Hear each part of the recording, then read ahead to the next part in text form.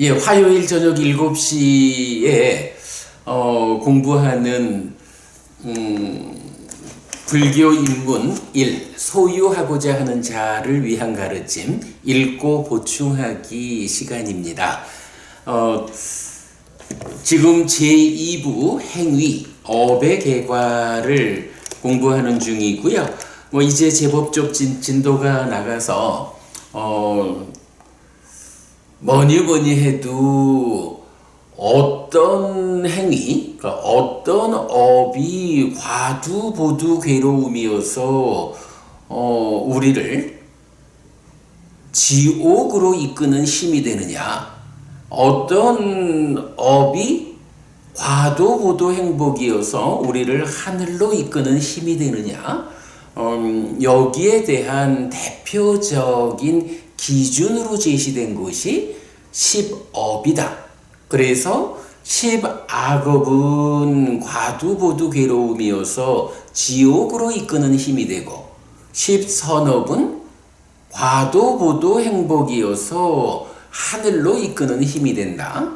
라는 가장 중요한 기준을 제시하고 있기 때문에 우리가 지금 몇 주 시간을 들여서 그렇다면 그 10업, 10악업은 구체적으로 무엇고 10선업은 구체적으로 무엇냐 하는 부분을 마치마니까야 41번 살라마을 주민의 경을 통해서 상세하게 그 정의를 알아봤고요.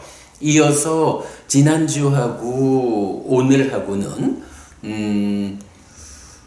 니까야 안에는 이런 10업이, 그러니까 10업이 주제로 소개되는 경우는 굉장히 많은데, 그 중에서도 특별하게 보아야 하는 것은 앙구타라 니까야 열의 모음에서 6개 품 60개의 경이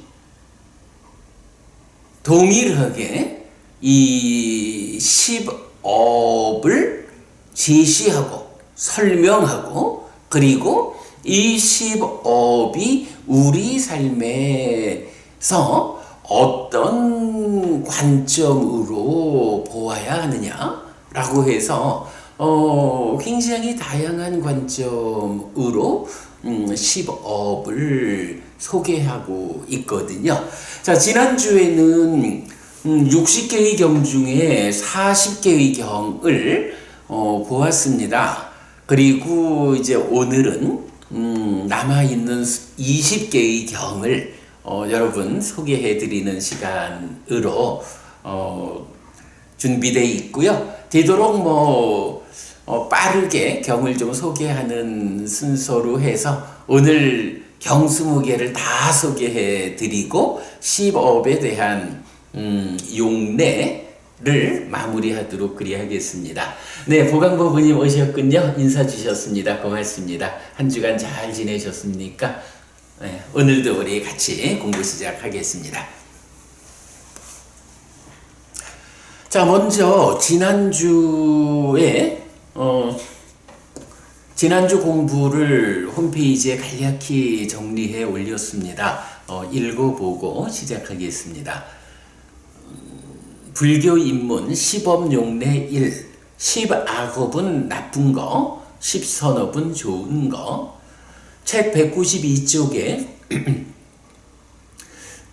니까야의 많은 경들에서 10업, 10악업, 10선업은 중심 주제로 나타나는데, 특히 앙구타라 니까야의 열의 모음 17번째 품부터 22번째 품까지의 60개 경은 10업을 다양한 측면에서 설명합니다. 10업이 가지고 있는 교리적 다양성을 잘 알 수 있는데, 간략히 정리하고 몇 개의 경은 중심 주제를 함께 설명하였습니다. 이번 수업에서는 17번째 품부터 20번째 품까지를 소개하였는데, 책 192 내지 197쪽입니다. 이때 앞의 세 품은 전반적으로 10악업은 나쁜 것이고 십선업은 좋은 것이란 전제 위에서 십악업의 부정적 측면을 설명한 뒤 버리고 피함으로써 만나지는 긍정적 측면으로 십선업을 제시하면서 적극 실천해야 한다고 부추기는 내용입니다. 특히 18번째 품의 경 2개는 십악업을 과도, 보도, 고인 법으로 십선업을 과도, 보도, 락인 법으로 소개합니다. 반면에 20번째 품은 십악업을 갖춘 자와 십선업을 갖춘 자의 차이를 설명하는데 부정적인 사람의 측면과 긍정적인 사람의 측면의 차이입니다. 그리고 조상제사에 대한 설명을 주제로 하는 자누소니 경은 12번째 주제 제사의 자리로 미루었습니다. 중간에 피함경에서 회피 스님이란 일화를 소개하였습니다. 네, 이렇게 이제 지난주 수업에서 우리가 공부를 함께 했습니다. 오늘은 이제 교재 198페이지부터 함께 보도록 하겠습니다. 21번째 품입니다. 업에서 생긴 몸 품인데 말씀드렸지만 안구따라니까야 열애몸에서 6개 품 60개 경이 10업을 10악업과 10선업 구분해서 설명을 하고 있어요. 그러한 설명 위에서 이 10업의 악업의 부정적인 측면과 선업의 긍정적인 측면을 우리 삶의 다양한 관점에 적용해가지고 소개하고 있다. 이렇게 말씀드렸고, 그 중에 4개 품 40개 경은 지난주에 보았고, 오늘 남아있는 2개 품 20개의 경을 함께 보겠다라는 거죠.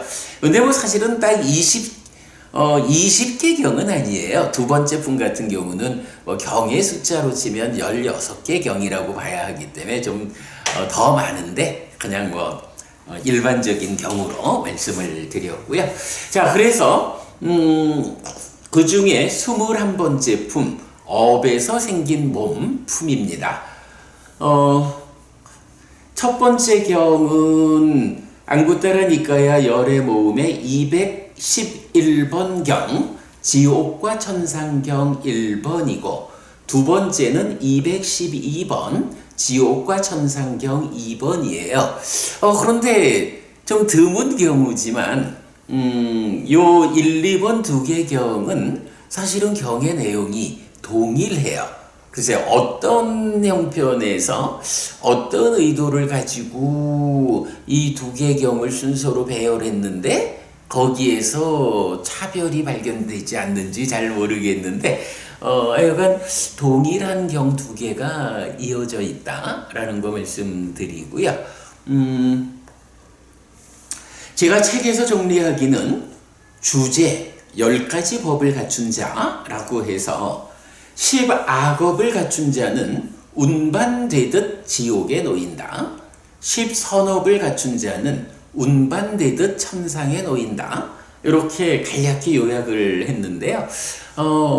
이 부분은 제가 경을 좀 여러분 우리 홈페이지 sutta.kr 오시면 경을 직접 보실 수 있죠. 경을 좀 직접 소개하면서 말씀드리도록 하겠습니다. 지옥과 천상경 1번입니다. 비구들이여 10가지 법을 갖춘 자는 운반되듯 지옥에 놓인다. 어떤 10가지인가? 여기 비구들이여 어떤 사람은 생명을 해치는 자이다. 난폭하고 손에 피를 묻히고 해침과 죽임에 대해 열심이고 생명들에 대해 연민하지 않는다. 해서 10악업에 대해서 10번을 이제 반복하는 거예요. 자, 그러면 이렇게 10악업을 짓는 자는 그러한 십악업을 실천한 그러한 삶의 결과가 어떻게 되느냐 하니 몸이 무너져 죽으면 요 표현을 우리가 주목해야 합니다. 운반되듯 지옥에 놓인다 라고 제가 번역하고 있는데 마치 옮겨 놓듯이 이런 식의 이제 번역이 많이 있죠. 그런데 이런 이야기예요. 내가 살아있는 동안 십악업을 지으면 이 십악업이 어떤 것이냐 하면 제가 계속 말씀드리지만 과두보두 괴로움이어서 지옥으로 이끄는 힘이 있다. 이렇게 말씀드리잖아요. 살아서 이런 십악업을 열심히 짓는 사람은 몸이 무너져 죽은 뒤에 어떤 일이 생기냐 하면 마치 인간 세상에서 살고 있는 나를 그냥 그대로 들어서 지옥에 운반해 놓는 것처럼 십악업이 가지는 힘에 의해서 지옥에 태어난다. 운반되듯 지옥에 놓인다. 이렇게 표현하는 거예요. 그런데 이제 니카야 전체적으로 보면 이렇게 운반되듯 지옥에 놓인다 라는 표현이 많이 나타나요. 오계를 지키지 않는 사람에 대해서도 운반되듯 지옥에 놓인다 라고 하고, 우리 교재에서 보면 좀 뒤쪽으로 가면서 이 운반되듯 지옥에 놓인다라는 이 용례를 제가 좀 잘 설명하고 있거든요.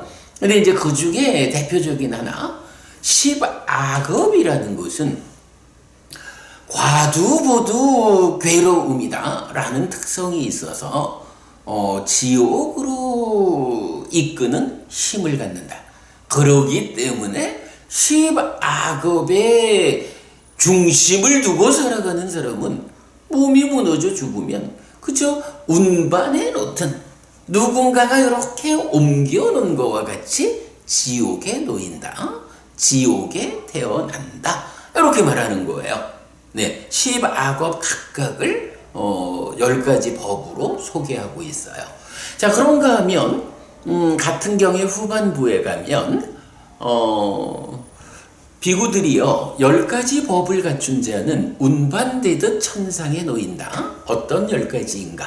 여기 비구들이요 어떤 사람은 생명을 해치는 행위를 벌였기 때문에 생명을 해치는 행위로부터 피한 자이다.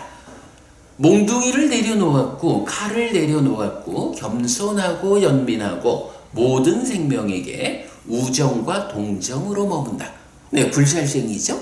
그리고는 불살생 불토도 불사음 불망어 불량설 불악구 불기어 불간탐 부진해 정견이라고 하는 10가지 업에 대해서, 그러니까 10가지의 업을 소개하고 이런 십선업이라는 10가지 법을 갖춘 자는 운반되듯 천상에 놓인다. 같은 얘기가 되겠죠. 과도보도 행복인 십선업은 하늘로 이끄는 힘이 있다. 그래서 살아 한평생 우리가 십선업을 중심에 두고 살아가면 십선업이 가지는 그 특성, 그 힘에 의해서 몸이 무너져 죽으면 하늘에 태어난다 라는 요 부분을 운반되듯 천상에 놓인다 이렇게 표현해 주는 거죠. 네, 아무튼 우리가 주목해야 합니다. 십악업이라는 10가지 법을 갖춘 자는 운반되든 지옥에 놓인다. 그러나 십선업이라는 10가지 법을 갖춘 자는 운반되듯 천상에 놓인다. 네, 요 동일한 내용이 지옥과 천상경 1, 2번 두 개의 경우로 반복되고 있다 라는 거 우리가 오늘 수업의 첫 번째 주제로 보았습니다. 어쨌든 여러분 꼭 기억하셔야 됩니다. 10악업이라는 10가지 법을 갖추면 살아 한평생 우리가 그런 10악업에 중심을 두고 살아가면 몸이 무너져 죽은 뒤에 운반되듯 지옥에 놓인다. 지옥에 태어난다. 그러나 10선업이라는 이 10가지 법을 중심에 두고 한평생 내가 살아가면 몸이 무너져 죽은 뒤에 운반되듯 천상에 놓인다. 천상에 태어난다. 요 결론. 요거 잊지 않아야 됩니다. 혹시 지나온 삶이 에고 어쩌나 내가 지나온 삶이 10악업에 가까운 좀 더 10악업의 비중이 큰 삶을 살아왔는데 아이고 이러다가 내가 몸이 무너져 죽으면 운반되던 지옥에 놓이는 것이 아닐까? 라고 걱정되는 분이 계실까요? 네. 그런 분이 계시다면 걱정해야 합니다. 정말 많이 걱정해야 합니다. 그래서 아이고 이제부터라도 내가 삶의 중심을 바꿔야겠다. 지난 삶의 과정에서 10악업이 커다란 비중을 차지하고 지어져 있다면 이제부터 남아있는 삶의 과정에는 10선업에 비중을 둔 삶을 살아야겠다. 내가 살아온 날보다 살아야 하는 날이 더 적을 것 같으면 훨씬 더 강한 힘을 가지고 선업을 지음으로써 가중평균을 냈을 때 가중평균치가 그래도 10악업의 힘보다는 10선업의 힘이 더 크다라고 내 삶을 지금부터 바꿔야 합니다. 그러니까 여러분 오늘 이 주제에서 걱정이 된다 라고 스스로가 판단이 되면요 걱정 많이 하시고 지금부터 바꿔야 합니다. 그래서 남아있는 시간 동안에 훨씬 더 비중 크게 강력하게 10선업을 실천하는 일을 통해서 한평생의 가중치가 10악업으로 치우치지 않고 10선업 쪽으로 치우칠 수 있도록 삶을 바꾸는 일, 이것보다 중요한 건 없다. 그것 때문에 우리가 함께 공부하고 있다. 네, 이런 부분 말씀드리고요. 하여간 요 결론 여러분 놓치지 마십시오. 운반되듯 지옥에 놓인다. 운반되듯 천상에 놓인다. 부처님 말씀입니다. 10선업을 힘써 실천해야 하는 이유입니다. 네, 다음 넘어갑니다. 이어서 213번 여인경은 동일한 내용을 10가지 법을 갖춘 여인에 대해서 반복해줘요. 그러니까 첫 번째, 두 번째 경은 10악업을 갖춘 자는 이랬는데 세 번째 여인경에서는 10악업이라는 10가지 법을 갖춘 여인은 운반되듯 지옥에 놓인다. 이렇게 표현하는 거고요. 네 번째 214번 경은 동일해요. 10가지 법을 갖춘 여신자는 10악업을 갖춘 여신자는 운반되듯 지옥에 놓이고 10선업이라는 10가지 법을 갖춘 여신자는 운반되듯 천상에 놓인다. 자, 그러면 여기서 운반되듯 지옥에 놓이고 운반되듯 천상에 놓이는 요 주제를 4개의 경으로 반복하고 있다. 네, 이렇게 보면 되겠죠. 자, 그 다음에 215번 5번째 경은 침착한 경이에요.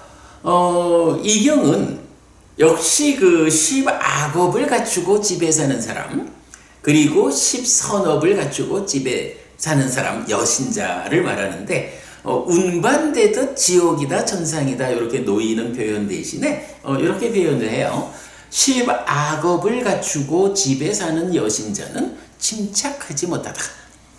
10선업을 갖추고 집에 사는 여신자는 침착하다.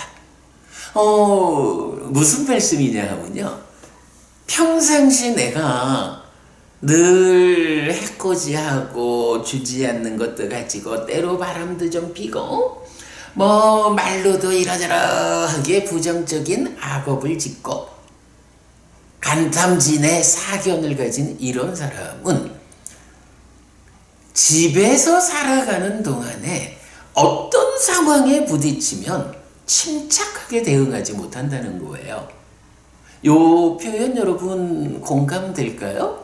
우리가 살아가는 가운데 어떤 상황, 어떤 경우에 처해도 내가 잘 단속되어 있으면 그러한 상황을 만났을 때 아주 당당하고 아주 침착하게 이런 상황이 있구나 라고 거기에 맞춰서 세심하게 대응을 할 수가 있어요.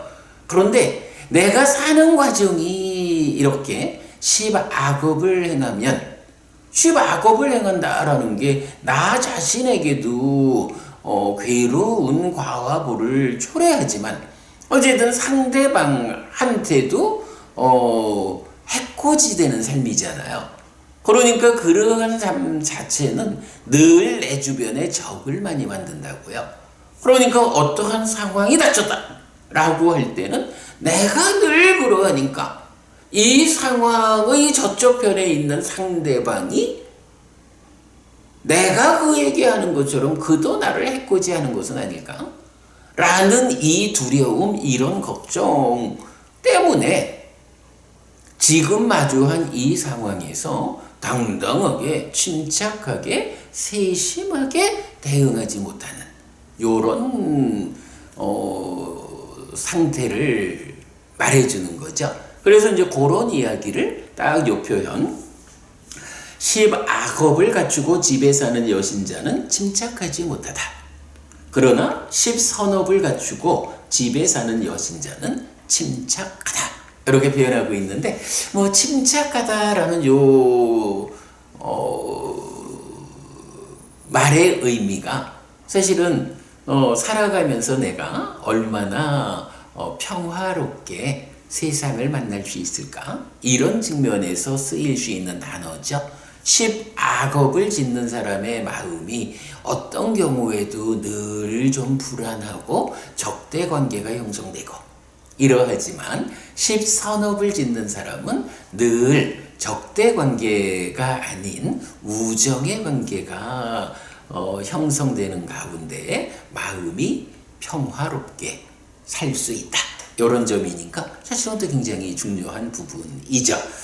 네, 그 다음에 이제 6번째 경, 216번 경은 기어감의 경이에요. 여기서 이제 기어감이라고 번역을 한 단어가 일단은 뭐 단어의 의미가 그렇고 이제 뱀이 기어가는 이제 이런 묘사가 있기 때문에 기어감이라고 번역을 하고 있는데 뭐 딱 그렇게 뱀처럼 기어다니는 경우만을 말하는 것보다는 뭐 인간이 이렇게 직립해서 살아가고 있는 가운데 뭐 대부분의 짐승들이 인간과는 좀 다르게 살아가는 그런 모습을 표현하는 게 아닌가 이런 생각이 좀 드는데요. 아무튼 뭐 기어감의 경은 이런 법문이 나타나요. 중생들은 자신의 업이고 업을 잇고 업이 근원이고 업을 다루고 업에 도움을 받는다. 그는 선하거나 악한 업을 짓고 그것을 잇는다. 교재에서 좀 요약을 하고 있지만 네, 요 부분은 경을 직접 좀 보도록 하겠습니다.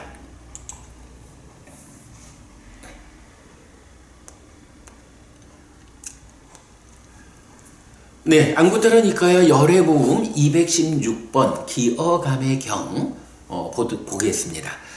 비구들이여 그대들에게 기어가는 행로에 대한 법문을 설하겠다. 듣고 잘 사고하라.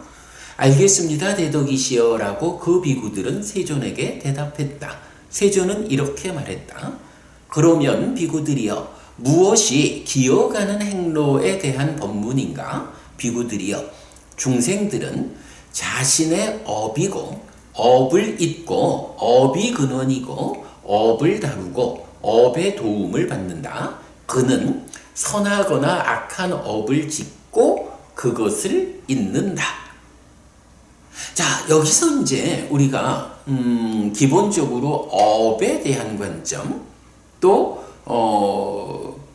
중생이라는 나를 불교에서는 부처님은 이 중생, 이러한 나라고 하는 존재는 어떻게 생겨나는 것일까? 어떻게 생겨나서 어떠한 삶의 과정을 통해서 변화하는 것일까?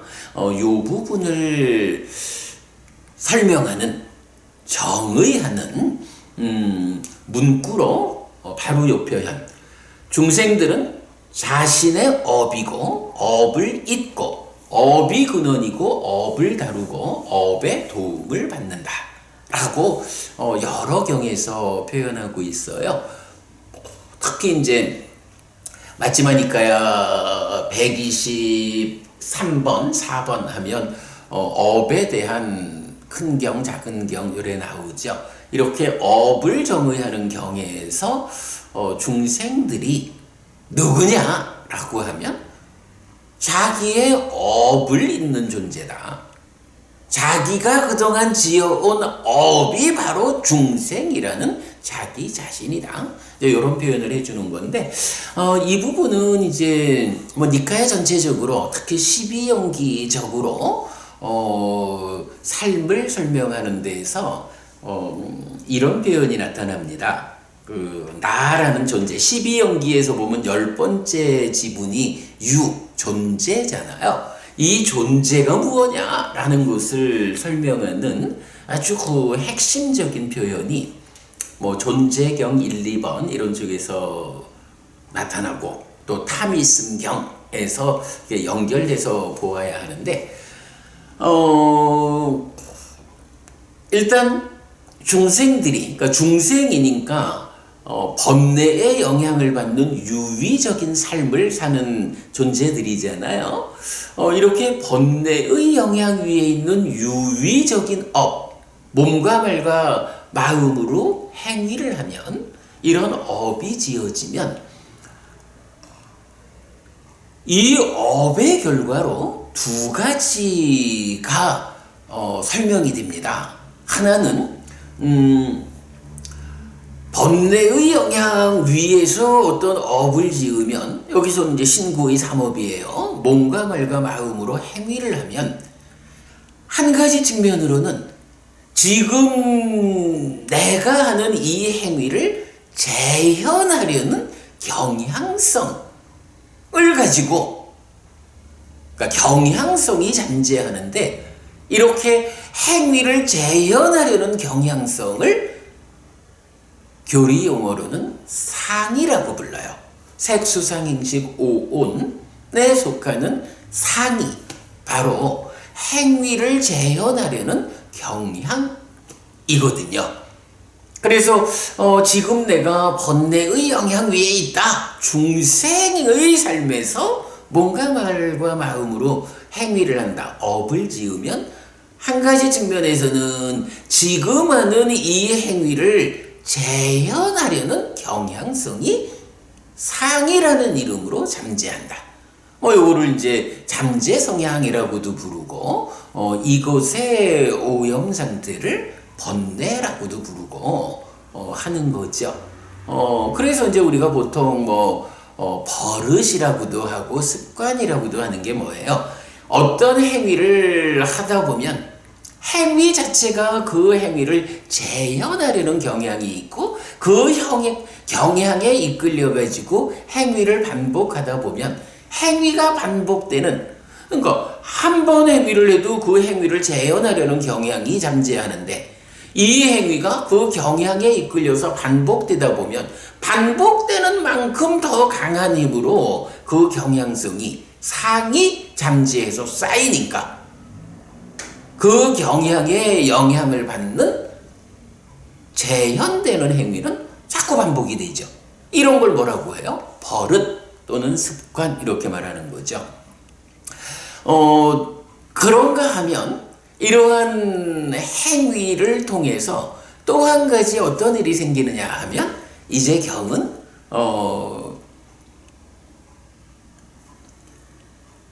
이러한 그러니까 무명과 가래의 영향 위에 있는 번뇌의 영향을 받는 행위를 하면 식이 머문다라는 표현을 써요. 요 우리 삶을 이해하는 가장 중요한 내용이 요거예요. 행위가 번뇌의 영향 위에서 유의적인 행위가 지어지면 그 행위의 결과로 한면으로는 상이 경향으로 잠재하지만 또 한면으로는 식이 머문다. 그리고 또 경은 이어가지고 식이 머물고 늘어나면 명색이 참여한다 라고 해서 일단 식이 머문다라는 것은 지금 이 순간의 삶의 결과가 삶의 그러니까 행위의 질이 어떠냐에 따라서 욕계, 색계, 무색계의 어느 자리에 머문다라고 말하고 머물고 늘어난다라는 것은 우리가 삶을 지금만 사는 건 아니잖아요. 이전에 우리가 살아온 과정이 있잖아요. 이 삶의 과정 내내 아직 아라한이 되지 못한 지난 삶의 과정은 그 삶의 과정마다에서 식이 머물렀거든요. 그러면 이 머문 식들이 쌓여 있잖아요. 요것을 식온이다라고 해서 오온 중에 식온. 식이 쌓여 있는 거. 이렇게 말하거든요. 그럼 지난 삶의 과정 동안에 유의적 행위를 통해 가지고 머문 식이 쌓여 있는 식온에 지금 이 순간의 유의적 행위를 통해 가지고 하나의 식이 머물러 가지고 거기에 더해지면 식온의 상태에서는 하나의 식이 더해진 만큼 커지잖아요. 아주 작은 숫자지만 커지거든요. 요런 내용을 식이 머물고 늘어나면 명색이 참여한다. 이렇게 표현하거든요. 그럼 이제 명색이라는 것의 정의에 의해서 식과 명색이 함께하면 이제 이게 오온이라고 하는 삶의 누적을 만들고 거기에 이제 집착이 더해지면 오치온이라고 하는 중생 존재. 나는 누구냐? 오치온이요. 라고 말하는 지난 삶의 과정이 색수상행식 오온으로 쌓여 있는 거기에 집착을 해가지고 나요! 라고 자기화되는 이런 과정을 경은 자세히 설명해주고 있거든요. 이렇게 지금 내가 어떤 업을 짓느냐라는 것이 이 업에 의해서 식이 머물고 늘어나면 명색이 참여해서 오치온인 나의 변화를 이끄는. 그래서 지금 내가 어떤 행위를 했느냐에 따라서 그 행위의 결과가 더해져서 나를 바꾸는 요런 점 때문에 삶의 변화가 설명이 되거든요. 경은 그래서 요런 부분을 연기된 식 이렇게 표현하고 연기된 식의 윤회를 설명하고 있거든요. 이제 이렇게 나라고 하는 존재, 나는 누구냐? 오치온이야. 그 오치온이 뭐냐?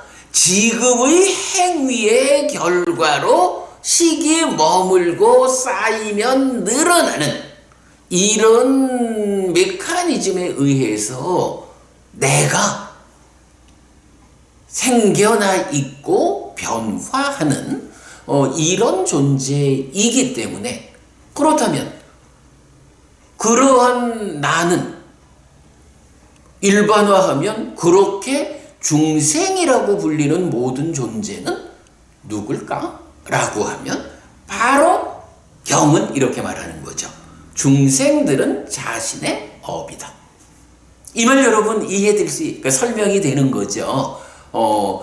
유위적인, 그러니까 번뇌의 영향 위에 있는 유위적인 중생의 업은 식을 머물게 한다.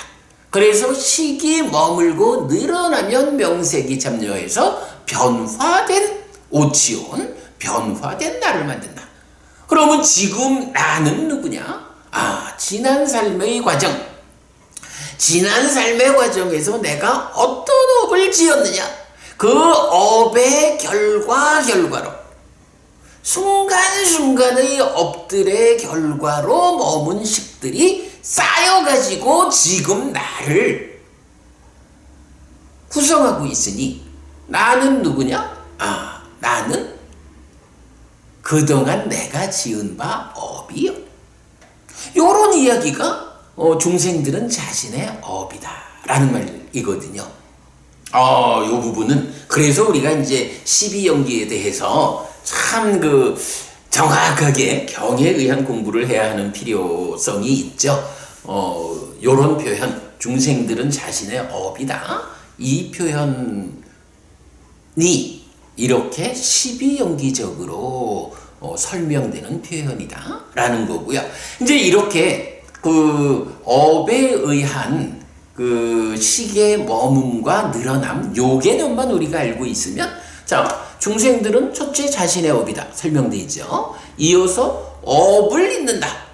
그렇죠. 내가 누구냐 하면 이렇게 나의 지난 업의 누적이야. 그러니까 나의 삶이라는 것은 지난 동안 내가 지은 바 업에 의해서 변화하는 가운데로 그 업의 연장선상에 내가 있어. 이런 표현이 업을 잇는다 라고 하는 거죠. 그리고 업이 근원이다 라는 거, 이건 더 설명할 게 없죠. 중생이라는 나는 결국은 그 뿌리에 무엇을 말해야 되느냐? 내가 어떻게 살았느냐? 어떤 업을 지었느냐? 그 업의 결과로 어떤 식이 머물러가지고 더해짐으로써 나를 변화시켜 왔느냐?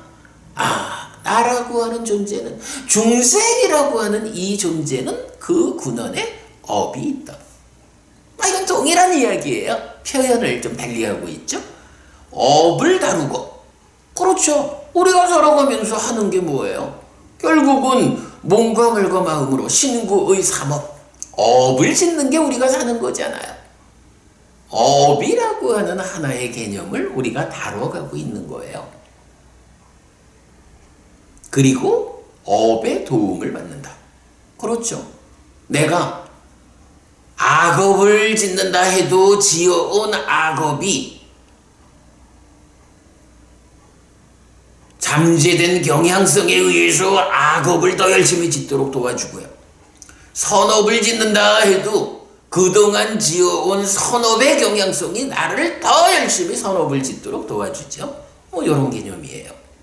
그래서 중생이 누구냐 하면 자신의 업이고 업을 잇고, 업이 근원이고 업을 다루고 업의 도움을 받는다 라고 업이라는 관점에서 나를, 중생을 설명한다 라는 요 부분은 이게 불교의 모든 것이라고 말해도 될 만큼 나에 대한 정확한 정의다.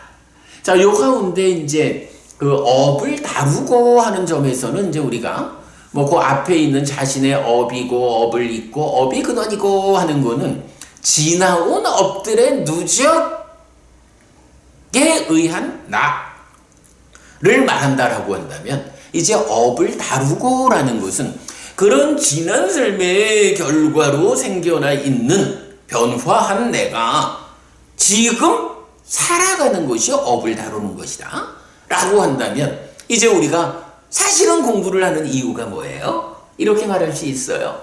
업을 좀 잘 다뤄야겠다.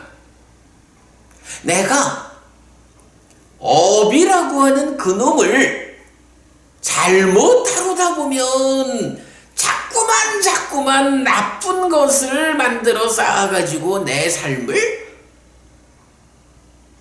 부정적 측면으로 이끌어가게 되니 결국은 과두보두 괴로움인 그러한 업들의 싸움에 의해 가지고 내 삶이 지옥으로 이끌려가니 이건 업을 잘못 다루는 거다. 업을 다루는 테크닉이 나쁘다. 점수 못 준다. 이런 거겠죠. 그러니 내가 어떻게 이 업을 다루면 어떻게 업을 지을까라는 테크닉의 측면에서 접근을 하면 그야말로 과두보두 행복인 업을 내가 지어냄으로써 내 삶을 하늘로 이끄는 힘을 만들까. 이런 것을 이제 업을 다룬다 이렇게 표현할 수 있겠죠. 자, 그러면 지금 우리가 공부하는 10업 이 주제에 역시 업을 다룬다라는 여기에서 한마디로 말하면 10악업은 쌓여가지고 운반되던 나를 지옥에 놓고 10선업을 짓는 삶은 쌓여가지고 운반되듯 나를 하늘에 놓는다. 그렇다면 나는 이 업을 어떻게 다루어야 할 건가? 그래, 부처님께서 이러한 10악업이 있고 이러한 10선업이 있다. 10악업에 내가 지우치면 운반되듯 지옥에 놓이는 그런 결과가 따라오고 10선업에 중심을 두고 살아가면 운반되듯 하늘에 놓이는 그런 결과가 따라온다. 그러니 그대가 10악업을 잘 버리고 피해서 10선업을 적극 실천할 수 있게 되면 그것을 일러서 업을 잘 다룬다 라고 말할 수 있겠다. 이렇게 표현할 수 있죠. 중생들이 자신의 업이다, 업을 잇는다, 업이 근원이다 라고 하는 것은 지난 삶의 과정이 누적돼서 나의 변화된 현재를 만드는 지난 일의 결과를 말한다면 이제 업을 다루고라는 요 부분에서 지금 현재 진행형인 나의 삶에서 내가 어떻게 업을 다룰 것이냐. 지옥으로 이끄는 10악업에 지우친 잘못되게 업을 다룰 것이냐, 아니면 하늘로 이끄는 10선업에 중심을 둔 업을 잘 다루는 사람이 될 것이냐. 어쨌든 중생은 업을 다루는 자요.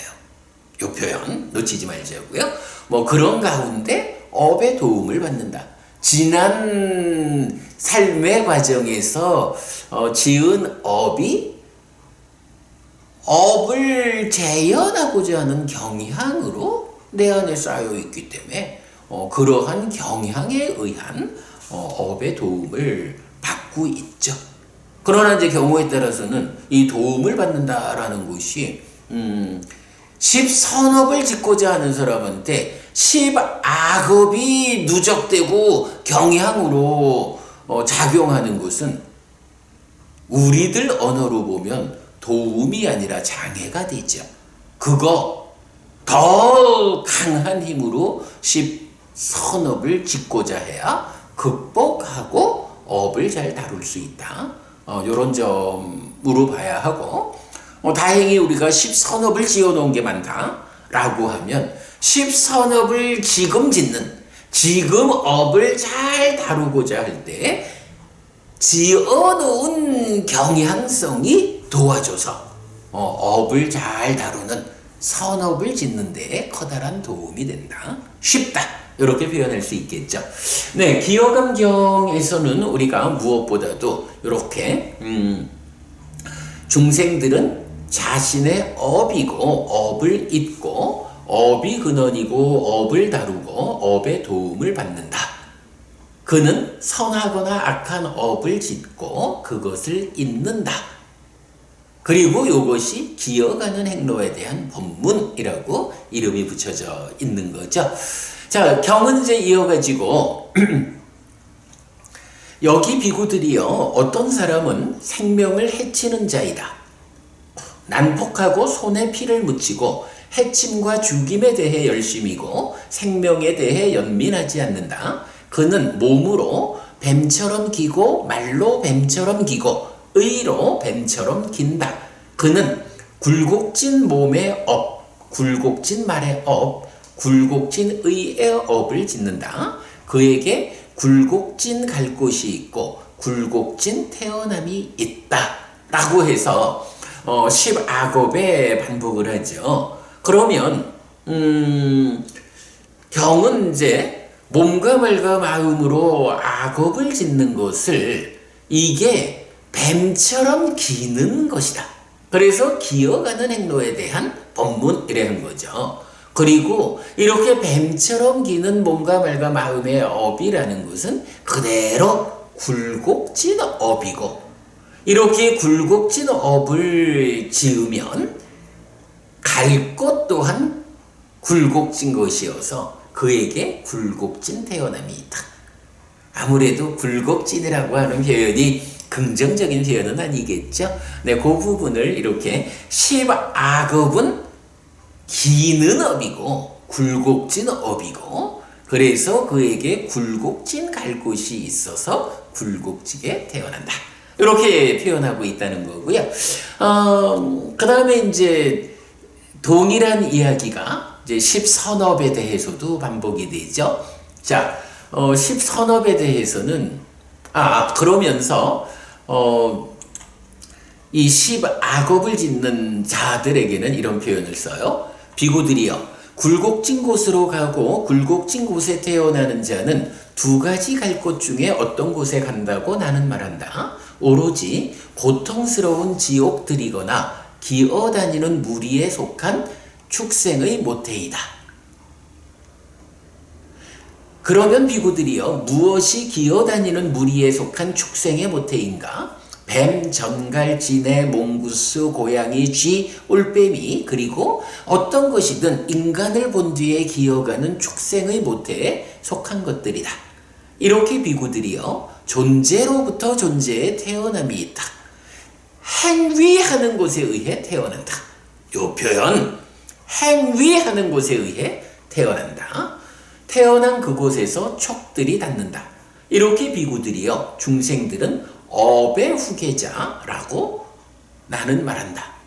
비구들이여, 중생들은 업이 자기 것이고 업의 후계자이고 업이 근원이고, 요거 제가 번역을 못 바꿨네요. 아까 읽어드린 중생들은 업을 잇는다 라고 말하는 거고,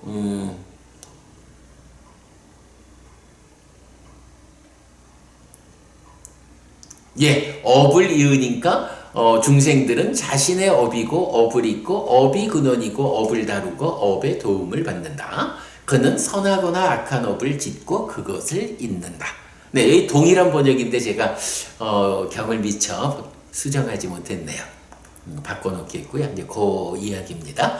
자, 그렇게 그 10악업을 짓는 사람에게 행위를 이어서 태어남이 있다. 이렇게 이제 표현하고 있고요. 자, 그런가 하면 여기 비구들이요, 어떤 사람은 생명을 해치는 행위를 벌였기 때문에 생명을 해치는 행위로부터 피한 자이다.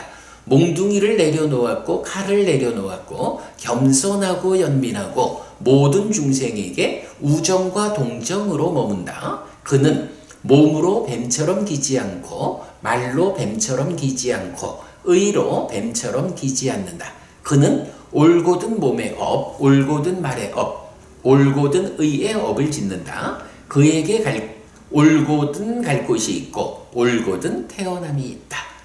비구들이여, 올곧은 곳으로 가고 올곧은 곳에 태어나는 자는 두 가지 갈 곳 중에 어떤 곳에 간다고 나는 말하는데, 오로지 행복한 천상들이거나 부유하고 큰 부를 가졌고 소유한 것이 많고 금과 은이 풍부하고 토지와 도구가 풍부하고 재산과 곡식이 풍부한 백만장자인 끄샤뜨리하거나 백만장자인 바라문이거나 백만장자인 장자의 집안들이다. 이렇게 비구들이여 존재로부터 존재에 태어남이 있다. 행위하는 것에 의해 태어난다. 태어난 그곳에서 촉들이 닿는다. 이렇게 비구들이여 중생들은 업을 잇는다라고 나는 말한다. 예, 뭐 하여간 이렇게 이제 그 10악업의 반대 측면으로 이렇게 10선업이 10가지 업에 대해서 반복이 됩니다. 그래서 이제 마무리로 비구들이요, 중생들은 자신의 업이고 업을 잇고 업이 근원이고 업을 다루고 업의 도움을 받는다. 그는 선하거나 악한 업을 짓고 그것을 잇는다. 이것이 비구들이여 기어가는 행로에 대한 법문이다 라고 마무리가 됩니다. 이렇게 그 기어감의 경에서 결국 나라고 하는 존재, 중생이라고 하는 이 존재들의 근원에는 업이 있다. 지금 어떤 업을 짓느냐 하는 지금 삶의 결과를 누적해 가면서 변화하는 것이 나라고 하는 존재, 중생이다. 그래서 자신의 업이 나고 업을 잇는다 라는 요 정의에 대해서 여러분 오늘 수업에 우리가 가장 중요한 개념으로 이해를 해야겠고요. 자, 그 다음에 이제 7번째, 8번째 경은 의도에 속한 경 1, 2번인데요. 이 두 개의 경도 뭐 동일한 내용을 말해주고 있어요. 자, 그래서 비구들이요, 의도에 속한 업들을 짓고 쌓을 때 경험하지 않음에 의한 소멸을 나는 말하지 않는다. 그리고 그것은 지금 여기 금생이거나 걸어서 닿는 것 내생이거나 그 후에 오는 생, 뭐 미래의 생들에서이다. 비구들이요, 그러나 나는 의도에 속한 업들을 짓고 쌓을 때 경험하지 않음에 의한 괴로움의 끝을 말하지 않는다 라고 하고 10악업은 불선의 의도에 속한 몸과 말과 의의 업의 폐해를 원인으로 중생들은 몸이 무너져 죽은 뒤에 상실과 비탄의 상태, 비참한 존재, 벌받는 상태, 지옥에 태어난다 라고 말하고요. 10선업은 선의 의도, 그러니까 선한 의도에 속한 몸과 말과 마음의 업의 성과를 원인으로 중생들은 몸이 무너져 죽은 뒤에 좋은 곳 하늘 세상에 태어난다 라고 말해주는데 사실은 요 의도에 속한 경 1, 2번 이 두 개의 경에서는 우리가 한 가지 주목할 일은 있어요. 의도에 속한 업들을 짓고 쌓을 때 경험하지 않으면 그 업은 소멸되지 않고 또한 경험하지 않고서 괴로움의 끝을 말하지 않는다 라고 부처님 말씀을 하셔서 요 내용은 우리가 뭐 의도가 곧 업이니까 업을 지으면 업을 지으면 이제 상이 잠재하고 식이 머문다라고 그러니까 내가 그대로 업을 잇는 업이 그대로 나이잖아요. 그러니까 업이라는 것이 지금 내 안에 그 결과로서 머물고 있는 거예요. 그럴 때 그 업의 결과, 즉 괴로울 것이냐, 행복할 것이냐, 이런 결과를 내가 경험하지 않고는 이 업이 소멸하지 않는 거예요. 그런가 하면 이렇게 경험하지 않은 업, 경험해야 하는 업이 남아있는 상태에서 괴로움이 끝난다라고 말하지 않는다. 근데 괴로움이 끝난다라는 게 뭐냐 하면 깨닫는 거고 열반을 실현하는 거잖아요.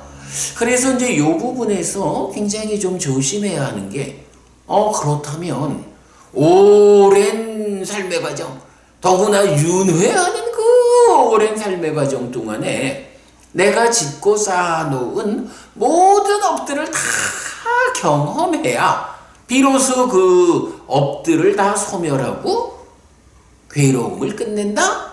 깨달을 수 있는가? 이렇게 우리가 이해할 수가 있어요. 그래서 이제 이 부분을 참 조심스럽게 봐야 하는 게, 이제 경이 말하는 의도에 속한 업들을 짓고 쌓을 때라고 했는데, 요게 무슨 말이냐라는 이걸 봐야 돼요. 정말로 불교적 관점은 여기에서 드러나는 건데, 의도에 속한 업을 짓고 쌓는다. 이게 무슨 의미냐 하면, 우리가 이제 그 부처님도 당신의 깨달음을 선언하는 가운데서도 두 가지 토대가 있다라고 하면서 지금 여기에 조건성인 연기, 그리고 또 하나의 토대로 열반 해가지고 지금 여기에 조건성이라는 연기라는 하나의 토대하고 이 조건성의 영역에서 벗어난 열반이라는 또 하나의 토대를 말해주거든요. 그러니까 불교가 연기라는 이 조건성을 중심으로 법이 설해지고 있지만, 그러나 놓치면 안 되는 것은 불교의 영역이, 부처님 가르침의 토대가 여기에서의 조건성이라는 연기라는 하나의 토대만을 갖고 있는 건 아니에요.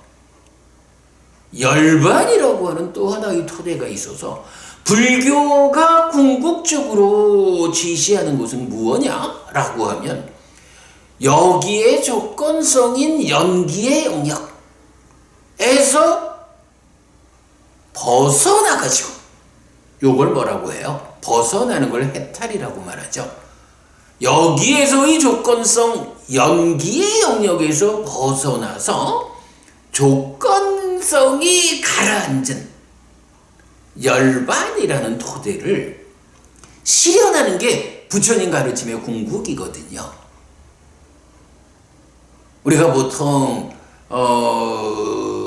연기가 그 불교의 모든 것이라고 이해하기 쉬운데, 분명히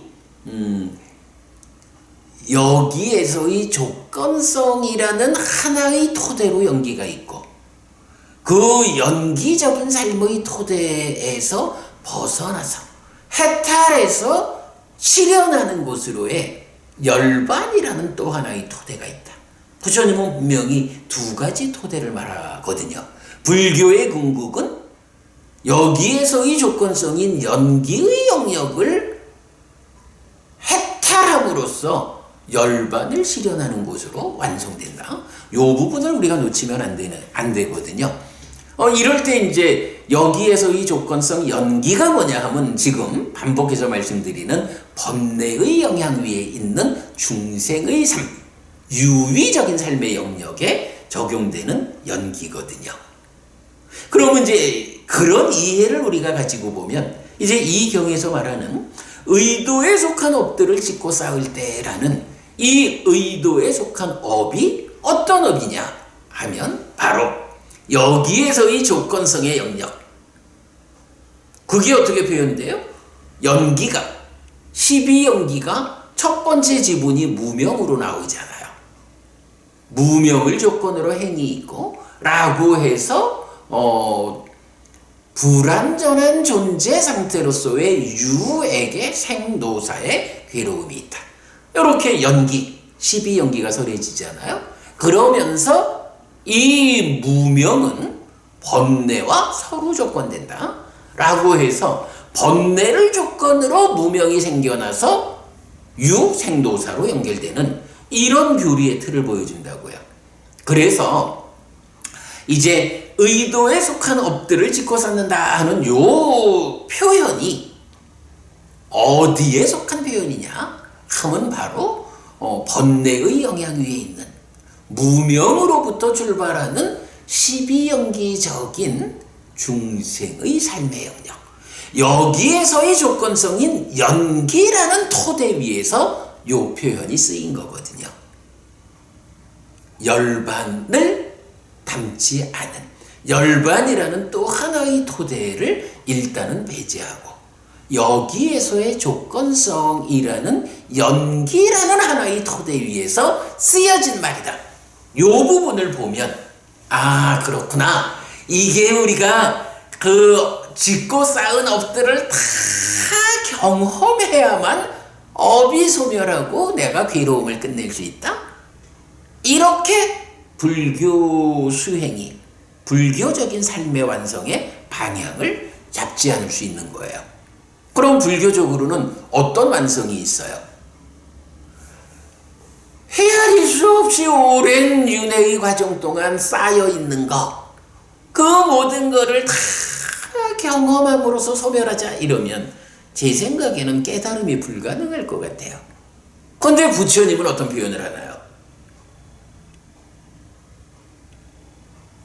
무명과 가래를 부수는, 달리 말하면 번뇌의 부서짐, 요거를 누진이라고 말하잖아요. 누진명, 누진통. 이렇게 번뇌를 부수는 일을 통해 가지고 나의 토대를 여기에서의 조건성인 연기라는 토대에서 벗어나 가지고 열반이라는 토대, 번뇌의 영향을 받지 않는 열반이라는 토대 위로 나의 삶을 옮겨놓는 방법을 통해서 부처님은 깨달음을 성취했고 우리에게 깨달음을 이끄는 거거든요. 그래서 중생의 영역에 있는 한은 우리가 짓고 쌓은 그 업들을 경험하지 않고는 그 업이 없어지지 않아, 소멸하지 않아. 그러면 그 업의 결과로 겪어야 하는 괴로움이 하여간 속에 들어있어. 언제든 조건들이 무르익으면 함께해서 내가 그 아픔을 겪어야 돼. 이런 걸 보라고 하잖아요. 그런데 깨달음은 그런 그 업의 과화보의 연장선 이 안에 있는 게 아니라 그 업의 바닥에서 작용하는 가래와 무명, 그리고 더 근본에 있는 번뇌를 직접 부수는 일을 통해서 내 삶의 토대를 여기의 조건성, 그러니까 여기에서의 조건성인 연기라는 토대에서 나 자신을 꺼내가지고 번뇌의 영향이 없는 열반이라는 다른 토대 위로 옮겨놓는 것. 이게 깨달음의 방법이거든요. 그래서 불교적인 깨달음의 방법은 뭐 예를 들어서 저 자인하교, 그러니까 니간타 같으면 이 쌓여있는 업을 다 부수리라 이래가지고 고행으로 업을 부수자 이렇게 말하지만 부처님은 그 방법, 그런 방법으로는 깨달을 수 없다. 그래서 어떻게 깨닫는 거냐 하면 사념조로 시작해서 사마타 위파사나로 완성되는 수행의 틀을 제시하죠. 사념조에 의해서 무상고무어라고 하는 존재의 실상, 사실을 보아내고 여실직견이죠. 이렇게 여실직견되면 더 내면으로 들어가서 사마타 위파사나라는 이 방법에 의해서 번뇌를 직접 부수는 일을 통해서 내 삶의 토대를 여기에서의 조건성인 연기의 토대에서 꺼내가지고 열반이라는 토대로 옮겨놓는, 이게 불교적인 깨달음의 방법이죠. 그래서 불교적 수행 방법이 깨달음을 위한 실현 가능한 유일한 방법이다. 이렇게 말하는 거거든요. 조금 뭐 어려운 주제이기는 하지만 우리 그 모든 법회에서 이렇게 사념초로 시작해서 사마타 위파사나로 완성되는 이 수행체계를 설명하고 있으니까 뭐 그냥 많은 공부를 함께 하는 가운데 여러분들이 좀 더 자세하게 그 의미를 이해하시면 좋겠다라고 생각하고요. 그래서 어쨌든요, 의도의 속함경 1, 2번 이 두 개의 경을 통해서는 여기에서의 조건성인 연기의 토대 위에서는 내가 업을 짓고 쌓았을 때 그 업은 경험하지 않는 한 없어지지 않아. 그리고 그것이 경험하지 않는데 괴로움이 끝나. 다는 것은 사실이 아니요. 요 개념. 예. 그래서 불교적인 깨달음은 의도적으로 업을 짓고 쌓는 이 여기에서의 조건성인 연기라는 토대 밖으로 번뇌를 부수는 일을 통해 가지고 나의 자리를 옮겨놓는 이런 방법으로 깨달음이 성취되고 열반이 실현되고 불사가 실현되고 완전한 행복이 실현된다. 이게 불교적 깨달음의 방법이다. 요 개념을 여러분들이 좀 이해하시면 좋겠습니다. 하여간 우리가 두고두고 반복하는 공부 내용입니다. 자, 그 다음에 9번째 219번 업에서 생긴 몸경이 있는데요. 이 경도 이제 의도에 속한 경과 유사해요. 그래서 이제 앞에는 이제 동일하게 의도에 속한 업들을 짓고 쌓을 때 해서 괴로움의 끝을 말하지 않는다까지 가고, 그 다음에는 이제 이어서 그 사무량심 수행을 이제 소개하고 있어요. 그 사무량심을 닦는 일을 이제 부처님께서 권장하시고, 그런 가운데 이제 아주 중요한 표현 하나가 있어요. 여자든 남자든 이 몸을 가지고 가야 하는 것이 아니다. 죽어야 하는 자, 사람은 마음이 넘어가는 것이다. 라고. 요런 부분 우리가 정말 눈여겨서 발견해야 하는 거예요. 죽으면 어떻게 되는가? 라는 이 윤회라는 측면에 대해서 경은 또 이렇게도 말해주는 거예요.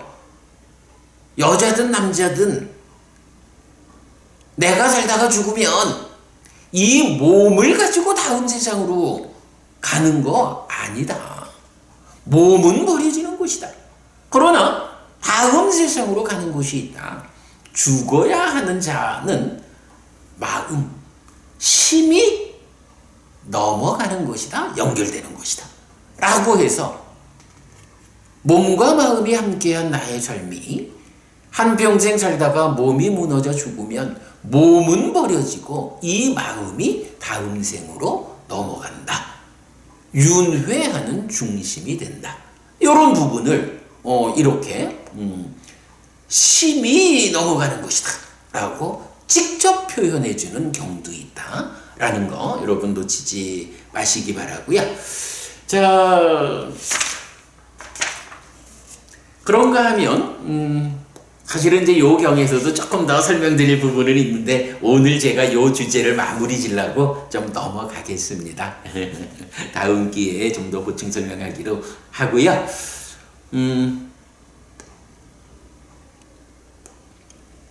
그 다음에 10번째 220번 비법의 행위경이 있는데요.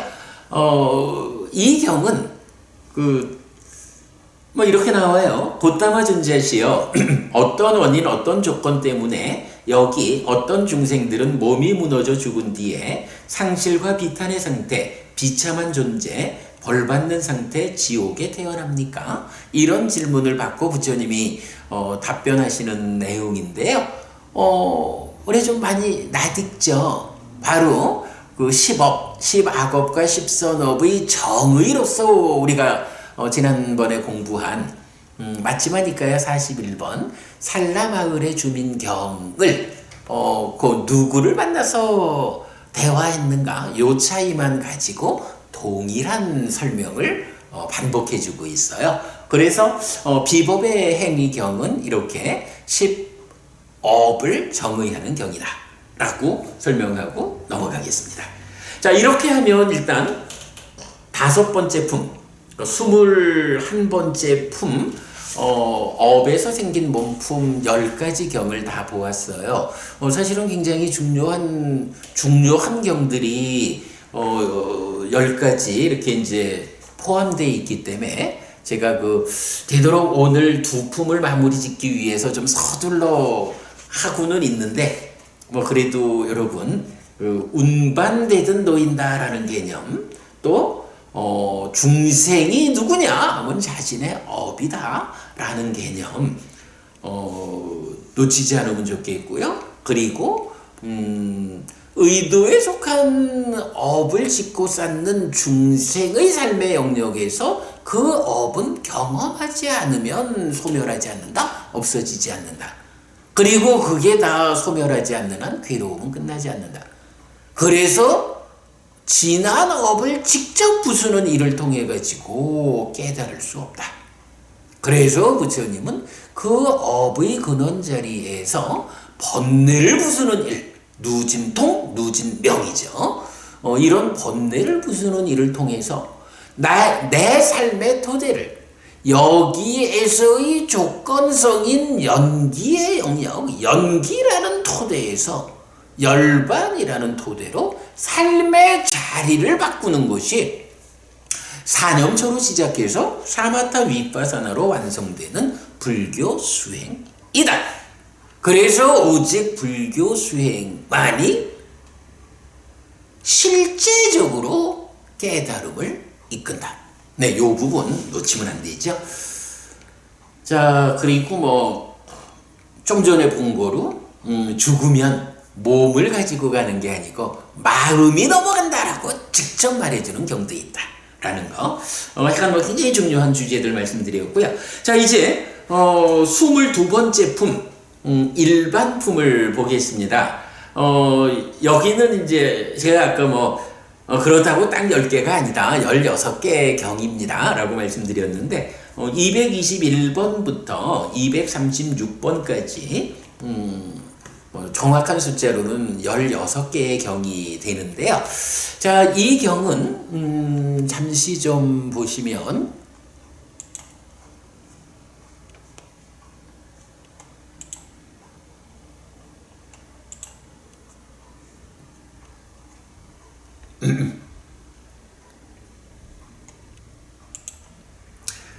이 경은 이 품, 일반 품은 또 좀 재밌어요. 그러면서 좀 유별난 하나의 관점을 말해주는데 제가 설명드리도록 하겠습니다. 자, 우선은 경을 먼저 읽어볼게요. 221번부터 보면 비고들이여 10가지 법을 갖춘 자는 운반되듯 지옥에 놓인다. 어떤 10가지인가? 생명을 해치는 자이다. 내지 삿된 견해를 가진 자이다. 비구들이여 이런 10가지 법을 갖춘 자는 운반되듯 지옥에 놓인다. 운반되듯 지옥에 놓인다. 비구들이여 10가지 법을 갖춘 자는 운반되듯 천상에 놓인다. 어떤 10가지인가? 생명을 해치는 행위로부터 피한 자이다. 내지 바른 견해를 가진 자이다. 비구들이여 이런 10가지 법을 갖춘 자는 운반되듯 천상에 놓인다. 이렇게 했어요. 이게 221번 하나의 경인데, 그러니까 이 경에서는 이렇게 말했죠. 10악업을 짓는 자는 운반되듯 지옥에 놓이고 10선업을 짓는 자는 운반되듯 천상에 놓인다. 이렇게 말한 거거든요. 그런데 222번 두 번째 경에서는 조금 확장된 이야기를 해요. 비구들이여 20가지 법을 갖춘 자는 운반되듯 지옥에 놓인다. 어떤 20가지인가? 자기도 생명을 해치는 자이고 남에게도 생명을 해치도록 부추긴다. 내지 자기도 삿된 견해를 가진 자이고 남에게도 삿된 견해를 부추긴다. 이런 20가지 법을 갖춘 자는 운반되듯 지옥에 놓인다. 20가지 법을 갖춘 자는 운반되듯 천상에 놓인다. 어떤 20가지인가? 자기도 생명을 해치는 행위로부터 피한 자이고 남에게도 생명을 해치는 행위를 삼가도록 부추긴다.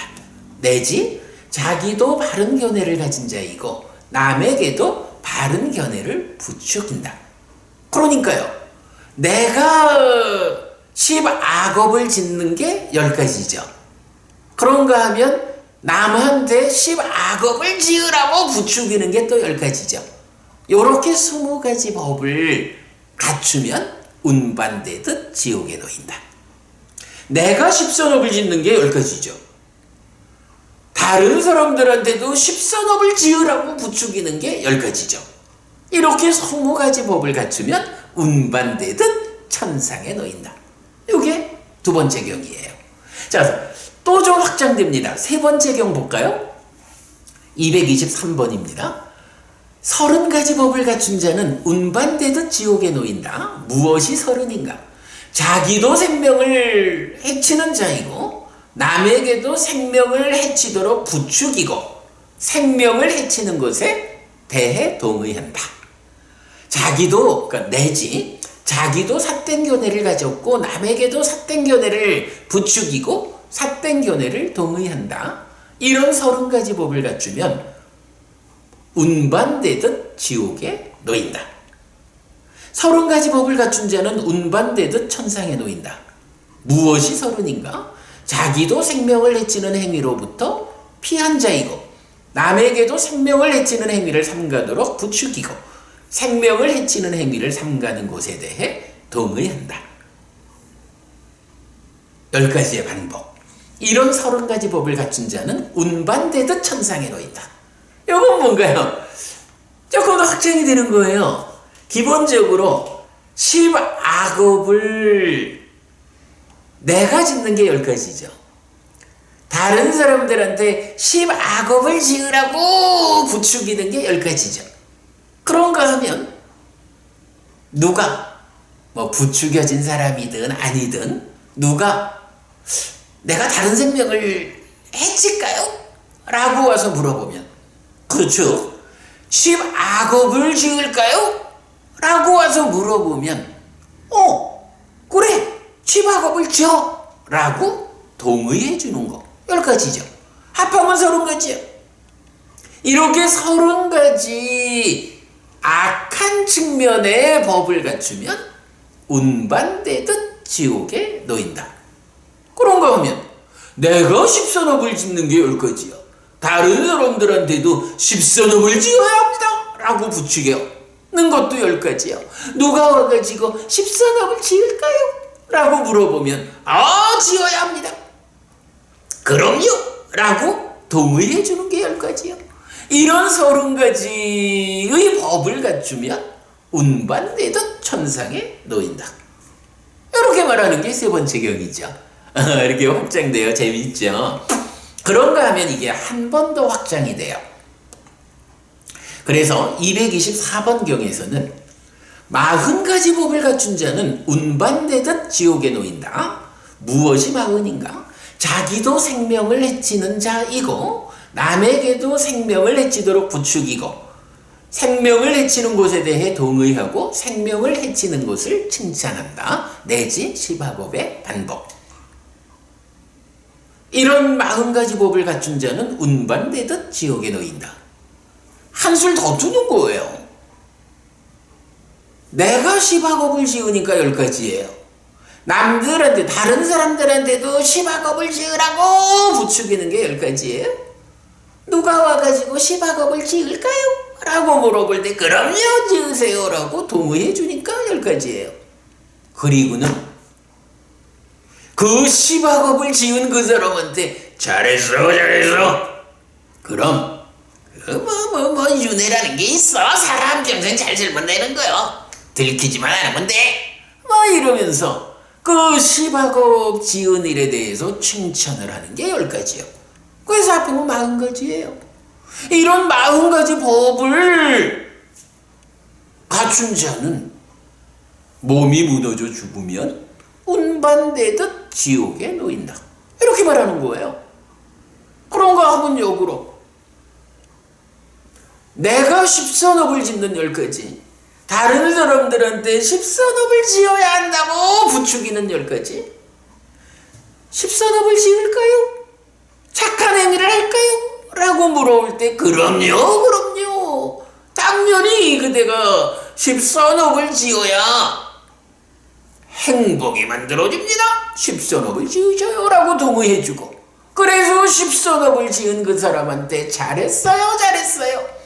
이렇게 선업을 지은 그 과와부의 법칙성에 의해서 그대가 살아서도 갈수록 괴로움은 줄어들고 행복은 늘어나는 삶을 살다가 죽어서는 더 좋은 삶, 하늘에 태어날 겁니다. 라고 이렇게 칭찬해주는 이런 40가지 법을 갖추면 운반되듯 천상에 놓인다. 이렇게 말하는 거거든요. 4개의 경을 통해서 내가 짓는 것, 다른 사람을 부추기는 것, 다른 사람이 지을까요? 할 때 동의해 주는 것, 그리고 그가 행한 업을 칭찬해 주는 것, 이런 4가지 측면에서 10악업에 이 4가지를 적용해 가지고 사는 사람은 운반되듯 지옥에 놓일 것이고, 10선업을 이 4가지 측면에 적용해서 사는 사람은 운반되듯 천상에 놓일 것이다 라고 말하는 거거든요. 그런데 이 4가지 경에서 우리가 어쨌든 뭐 재밌는 내용이지만 놓치지 않고 기억해야 하는 거는요,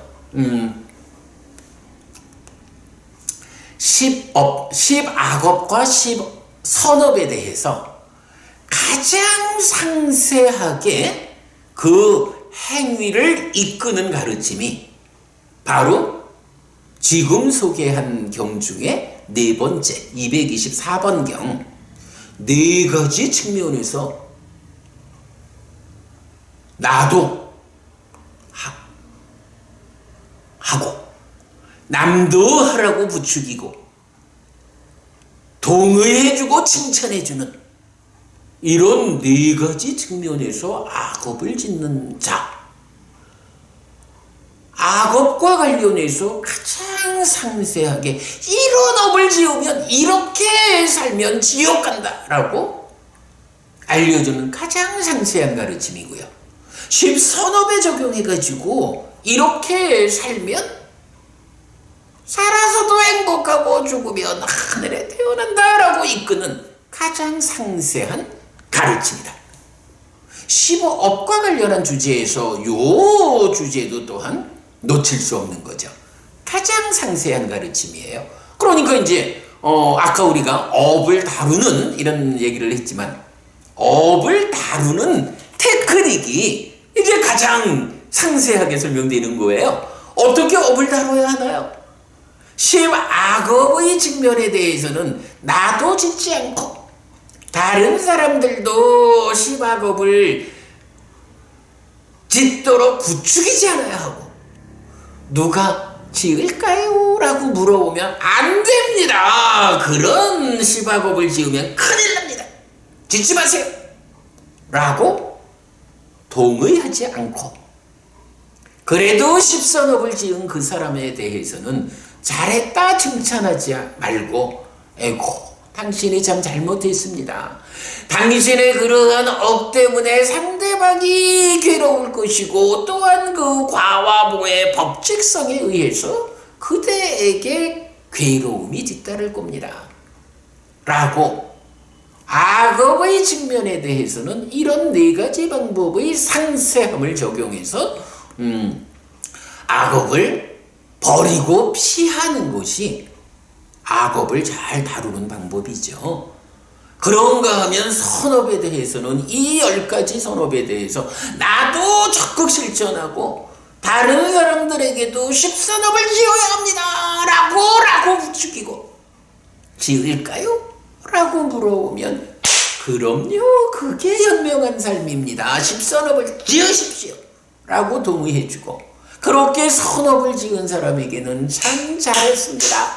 이제 그대가 10선업을 지은 까닭에 그대의 상대방이 그대 덕분에 행복할 거고, 또한 이런 과와 고의 법칙성에 의해서 그대가 지은 이 업이 그대에게 행복을 가져와서 살아서도 죽었어도 당신은 행복할 겁니다. 몸이 무너져 죽은 뒤에는 하늘에 태어날 것입니다. 참 잘했습니다. 라고 칭찬하는, 이렇게 네 가지 측면으로 선업을 다루면 참으로 업을 잘 다루는 사람이다 라고 말할 수 있는 거죠.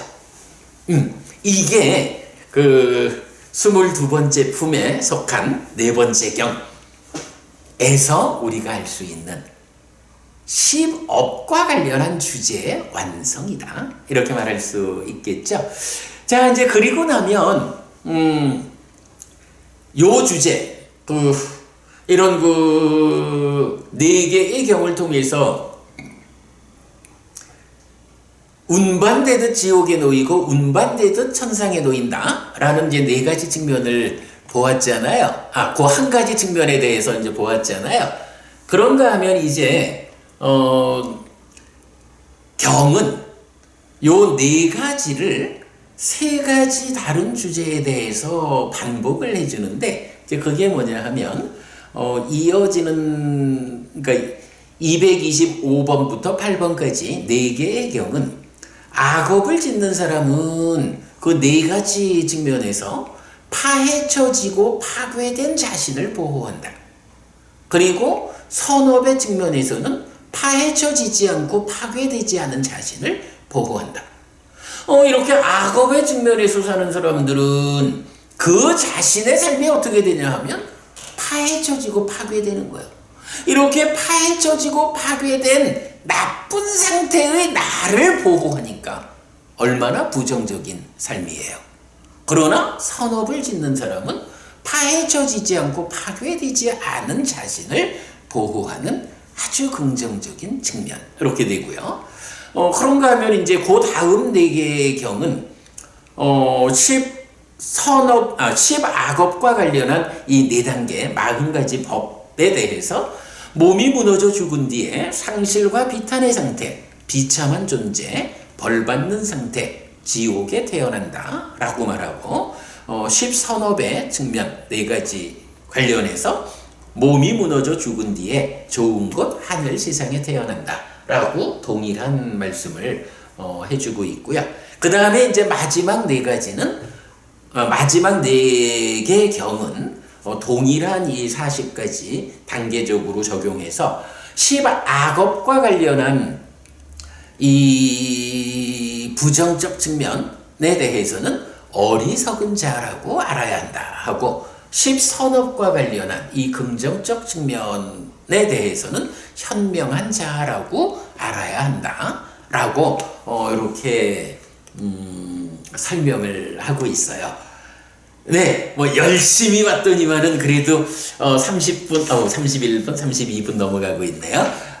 그래도 10업의 용례에 대한 두 품, 뭐 정확하게는 26개의 경이죠. 26개의 경을 다 좀 소개해 드렸는데, 오늘 사실 10업과 관련해서 굉장히 중요한 주제들이 많았어요.